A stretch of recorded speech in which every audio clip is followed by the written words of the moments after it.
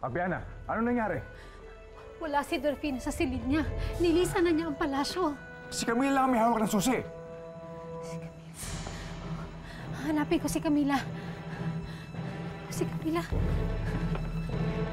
Huwag ka mag-alala. Mahahanap din natin si Dorfina, Calixto. Nagkamali yata ako ng pagpaparusa kay Dorfina. Hindi ko na alam kung saan ko siya hahanapin pa. Iba ang pakiramdam ko.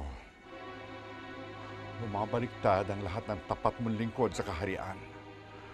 At ngayon naman, nawawala ang prinsesa. Nagkakataon lang ba ang lahat na ito? Ha, Calixto? Hindi ako babalik sa palasyo kahit anong mangyari. Dahil kapag nangyari yun, sigurado ikukulong nila ako at baka hindi ko na talaga makita si Lyndon. Napapahamak ka na. Siya pa rin ang iniisip mo? Hindi mo alam yung sinasabi mo. Kailangan lang talaga ako bumalik sa pagkatao. Baka mahalin na ako ni Lyndon noon. Kahit kailan, Dorfina, hindi ka magiging tao. Ano kahit kailan? Naging tao na nga ako, di ba? Kailangan lang talaga ako maging tao ulit. Para makasama ko na si Lyndon. Ayan na naman. Isang banggit mo dyan kay Lyndon.